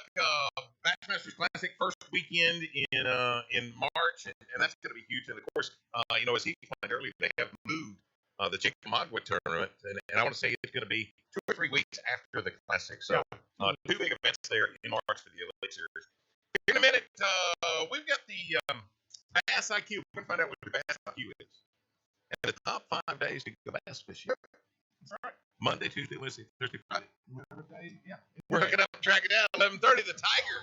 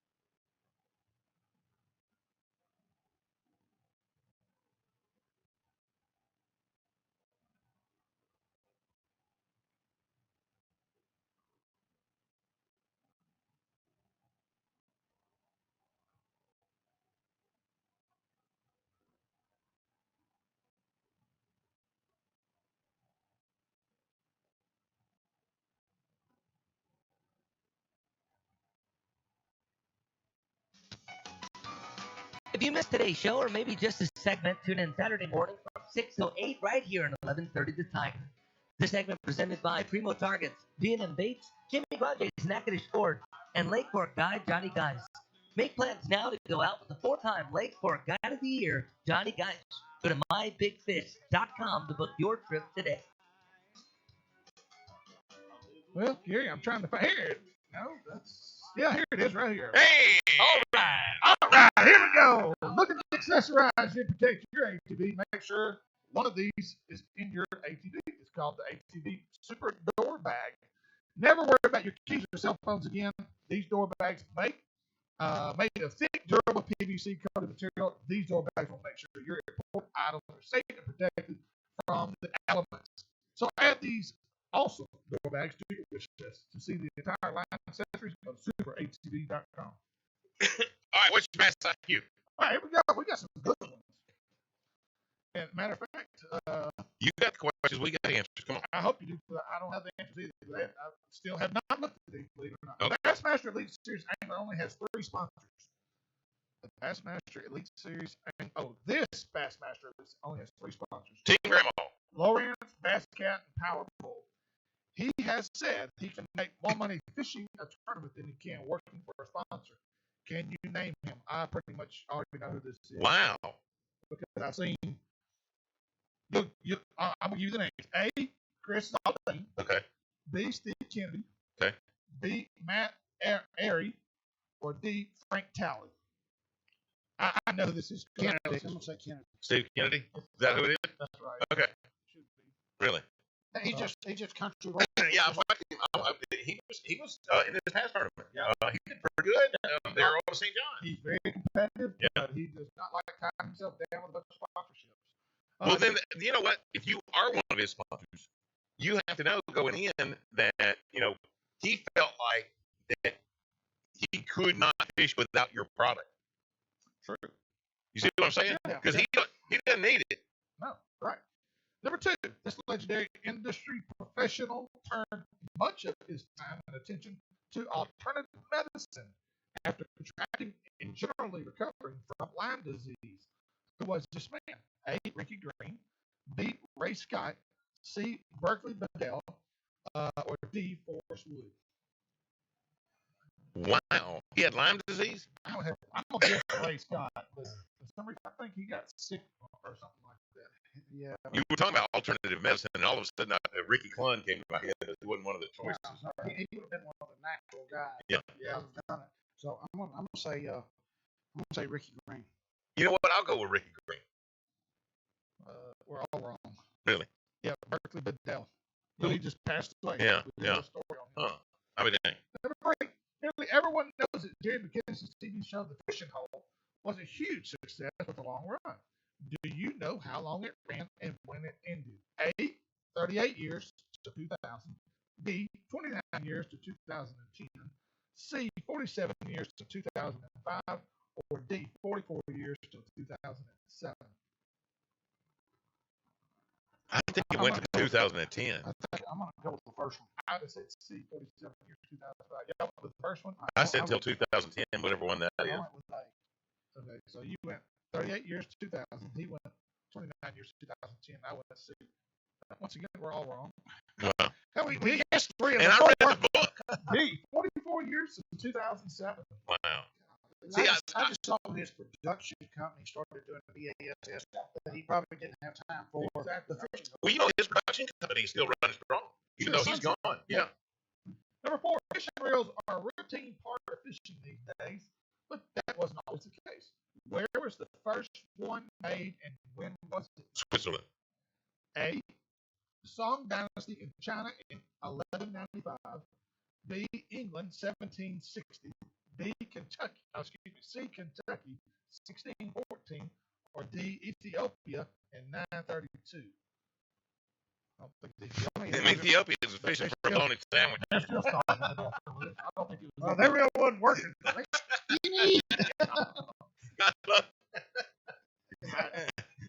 don't know. It don't matter. Which one is it? What's the A. The Song Dynasty in China in 1195. Wow.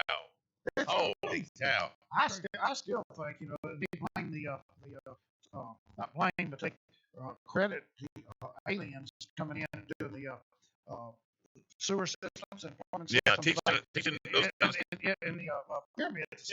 yeah. So I think ET has something to do with first real. I hope none of us get this right. Okay. I'm gonna be a little worried. All right. The Bassmaster Elite Series angler only wears black underwear when he is fishing a tournament. Can you name him?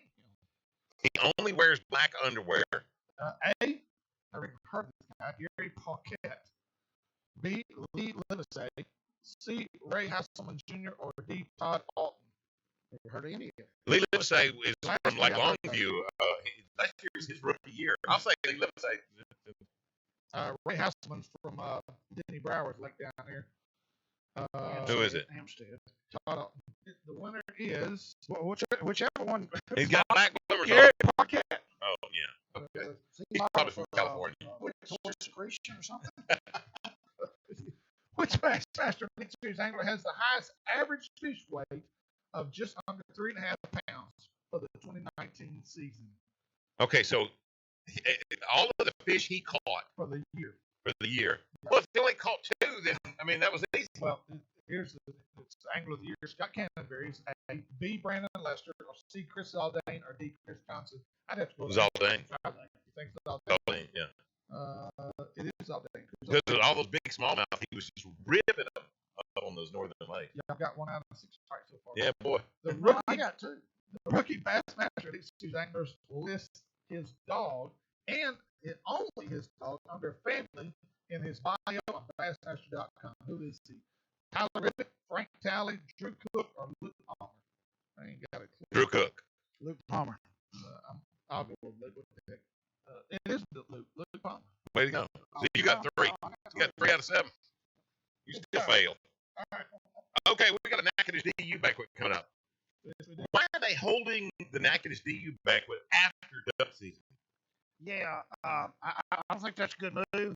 We're all still pissed right now. I'm not giving anybody any money. I need a couple of months to forget how bad it was. Get the rocks all out of your butt. But Mike, do you think we need to change venues? Maybe it's time to change venues. Next time, change states. Yeah. Yeah, but you hunted in 2 states. I'm gonna change both of them. Okay. All right, I hunted in the state of disaster and the state of turmoil. State of constipation. It's often said the best time to go fishing is when you can. We all know that. Yeah. Go fishing every time you can. It's hard not to agree with that statement. Nevertheless, when you go make a big difference, or you want to make a big difference, according to Josh Allwine's 2016 statistical study, high percentage fishing, the best days of the week is more than 3 times as productive as the worst day. Here are the best 5 days to go fishing, and which one would you say is first? The 3 days before the full moon of February, March, and April. Days of the week. Oh, days of the week, Tuesday, Wednesday, Thursday. Hey, you're wrong. First day is what? The best day. I'd say Wednesday, Thursday, Friday. Wednesday's the best day. Okay.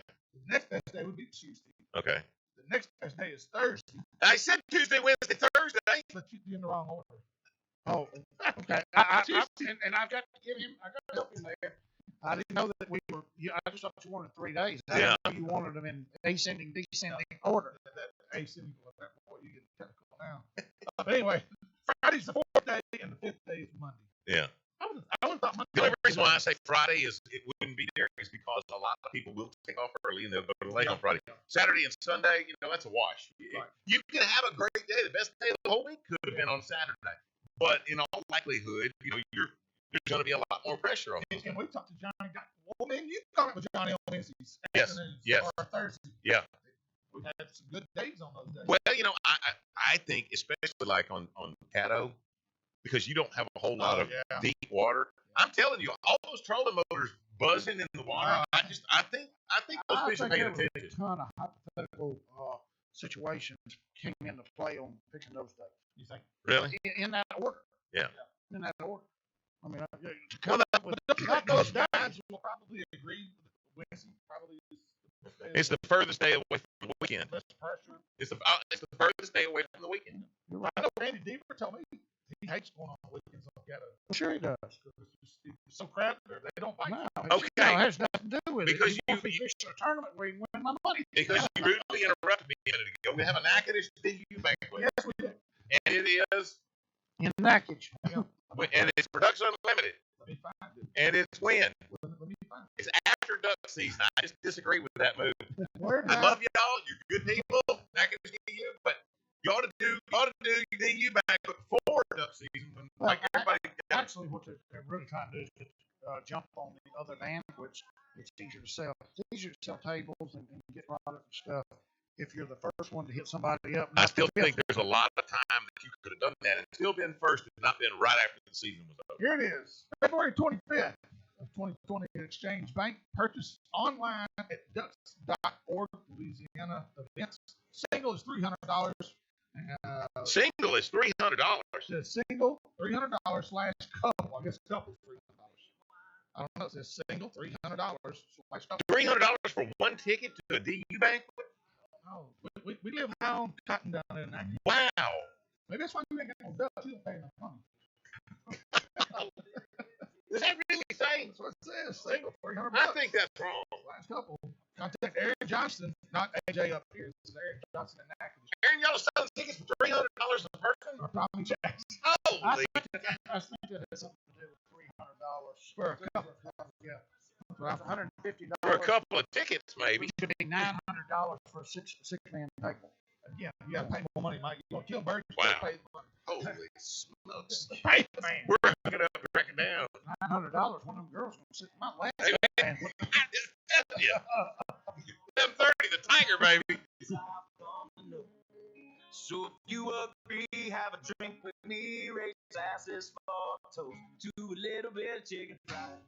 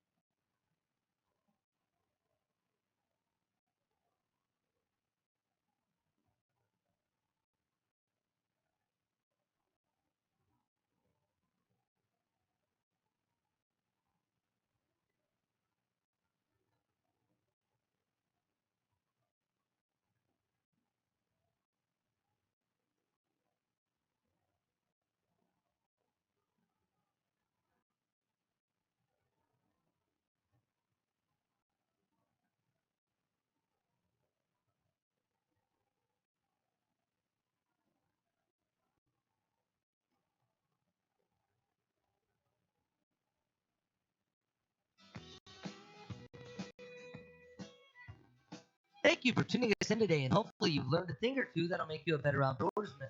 This final segment presented by Candyman Petlon, Nichols Department Stores, Cypress Knee Outdoors, Bass Jams, and Spro Lord. Check out Spro's new line of colors offered in their Rock Crawler series of crankbaits. One more time, here's Gary, Steve, and Mike. Here's your Iowa best times to fish. This weekend is rated as fair, as we will be on the backside of the full moon, decreasing from 70 to 50% by Sunday night. There's a 40% chance of rain both Saturday and Sunday. No, that's incorrect. I know, it's changed. Yeah. Oh, it changed before I finished. We'll see this. sunshine Saturday. With the highs reaching the mid to upper 50s and lows dropping into the 40s. With so much rain this week, area lakes and rivers will be on the rise. Best times are going to be early morning or late evening. Friday, 3:55 to 6:55 p.m. Sunrise 6:59, sunset 5:59. Saturday 4:47 to 7:47 p.m. Sunrise will be 6:58 and sunset 6 o'clock even. Sunday 5:39 to 8:39 p.m. Sunrise 6:57, sunset 6:01. This has been your Iowa best times to fish. You know what the time changes? Day after the Boston on Cadillac, March 8th. The time will change. Will spring forward. 2 Thursdays after that, we start the cash play. And the first of the Lucky 13 tournaments is February 23rd. February 23rd. That's a Sunday. We're going to be on Caddo Lake. This is a new set of events that we put together through Bayou Outdoors. And thanks to James Blythe helped sponsor it. It's going to be one of those deals where you just, and there's some confusion on this. I guess I didn't explain it right. You go out, you fish that day, you and your team partner, and at 3 o'clock when time's up, if you've got 13 pounds. If you think you have 13 pounds. Or more. Right, or more. Or more. If you got 27 pounds, you definitely need to be in the weighing line. Yeah, somebody said, well, the other day, well, what if I get 19 pounds? I don't need anything. No. You can finish first. But 13 pounds or more, you come to the scales. Yeah. And if you've got 13 pounds, you will get a check. How many people get over 13 pounds will determine how big the check is. Yeah. You want, I mean, really what you want, not 3 or 4 of you have over 13 pounds. Right. And that could happen on, Cattle like in February. Cattleman Pet Lodge Pet Cup of the Week. Now the duck season is over. Make sure you take the time and give your dog a complete examination. Check his eyes, his nose, his teeth. Look at his leg, the pads, belly, and chest. Look for straight cuts, abrasions, punctures, or any abnormalities. Remember, hunting dogs are tough and relentless and may never show any signs of injury until it's too late. So take the time to examine your dog, make sure he's ready to go hunting next season. This has been your Candyman Pet Lodge tip of the week. Don't leave your dog with just any kennel. Treat your dog with a trip to Candyman Pet Lodge. Yes, that's right. Great place to go. And best friend. So, what else we going to talk about? You're in charge. I got a little outdoor news, but I can postpone it a week if y'all want. If we have something else we'd rather talk about. What we got? How much time we got, Jay? We got 7 minutes. 6 minutes. Plenty of time. Yeah. I'm going to do one of these. For the second consecutive year, U.S. Fish and Hunting retail giants Bass Pro Shop and Cabela's have been ranked as the 2 of the most reputable brands in North America for delivering customer service.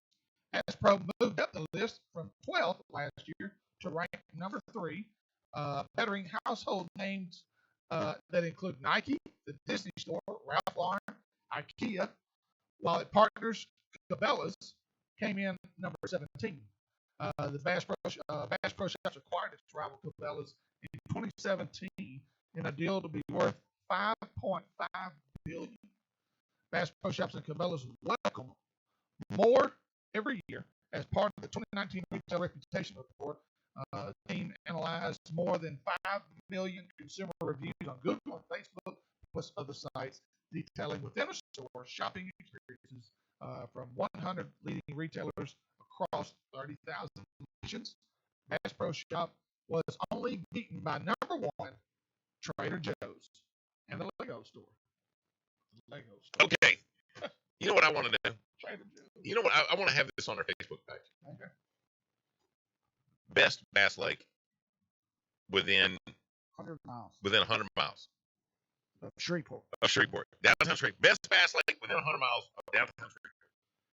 What gets your vote off the top of your head?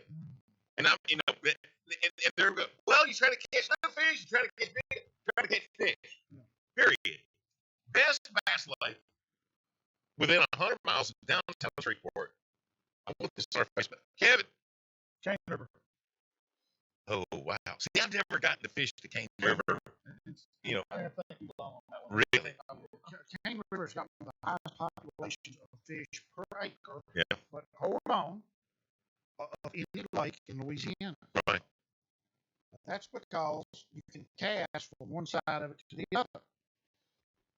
You take the only dead water. Spots, yes. Oh. The dead water is right down the middle. Yeah. Yeah. you take Cross Lake and you bring all the banks in Yeah. within 100 yards of each other. Yeah. You basically got the same thing. Yeah. Yeah. So that's what makes that. It's a great lake. I've fished it a few times. A lot of fun. Never really got into them. We caught a lot of fish. Right. Get great big ones in those reeds and stuff like some people do. Yeah. But as far as the reason it's got more per acre is because it's real narrow. It doesn't have a lot of dead acreage. Well, we saw PAs as this Toledo Bend at the top for a couple of years in a row. And however, I don't think that around here people would have voted Toledo Bend to be at the top if it was just based on within 100 miles of here. Especially for the last year and a half. No. I'm talking about the 2 years while it was number one. I don't think that people would. No, I don't think that people would have said that. No, I do not. But there's people right here. Right here. I don't know. We're doing this. So I know hundreds of people that never fished during that period. sure, there's so many people got burned out on it because it was every weekend you're driving so far and we didn't get burnt out on Toledo Bend. We got taken away from it by Red River. yeah. That's what happened. Yeah. Red River came in our backyards, and it was as good as Toledo Bend was when they first Right. That's a great one. 15 to 20-minute drive. Yep. Okay, let's put this on the Facebook page. Best bass lake we got. He gave his answer. Yeah. I honestly think that it would. I'll tell you, I am a huge Caddo fan. I am a huge Caddo fan. And I like the fact that during the summer, my youngest son doesn't fish. But this year, he's told me, he said, "Man, I want you to take me fishing." And I can't wait for the fish to start scooping. Boy's got a good-looking blonde girlfriend. My oldest, that's his wife. No, not Sarah and Buddy. Oh, I saw another one had a girl with him. the middle one's got a. Greg. Yeah, Craig's got a. Well, that's his fiance. Okay, well, So, I'm yeah. gonna shut up. 465-6453, lady. No, I'm going to take Colt, the youngest one, and we're going to catch school fish either on Caddo or Bisbee, in the summer or the fall, because there's a lot of them. But I know that at any point, because I want him to experience catching a lot of fish, and the fish still school pretty good on Caddo. Yeah. That's not a bad idea. Let me ask Yeah, that's not a bad idea. Let me ask both of y'all this question. You remember when the slot was on Cross, and we always would say, "Pull up here and take the slot off Cross." Yeah. Like, oh, Yeah, gosh. yeah. Why did that? They took the slot off. Yeah. But you don't hear people like, "Oh my God, I got to go across." And Mike's answered that a bunch of times on this show. What was your answer? It's the amount of tournaments that are on the lake. Well, that's probably the pressure. So, Yeah. pressure. Well, what happened was it got exactly what we thought it was. It got great because they took the slot off, Yeah. and because they took the slot off, all of a sudden it became great fishery, and everybody's going to have tournament on Cross Lake. Yeah. Boom. What happened? It is. That's my answer to the problem with Cross Lake. Everybody but Mike Eccles ought to just quit putting tournaments on Cross Lake. I think Mike's the only one. You ought to get like city license. I could be Johnny Moore. I'm the only one that can do it. Take us home, brother. We got to go, man. All right. Well, spring is not quite sprung yet. Fishing is already heating up. White perch are starting to bite, and the big female bass are starting to roam the shallows. As exciting as all this sounds, it's still early. We as fishermen tend to rush to spawn, and even though there are a few bass in the shallow, conditions still are not right. February can be our worst month for cold weather, and that means changing water temperatures, which are key factors in this spawn. So slow your roll, anglers, and let Mother Nature do her thing, as another great spawning season will be here soon. For Gabe McCoy, Mike Eccles, Jay Wiley, here's Steve Graff. Thank you for listening. Tune in Saturday morning, 6 o'clock, right here on Live the Tiger for more. Hooking up and tracking down.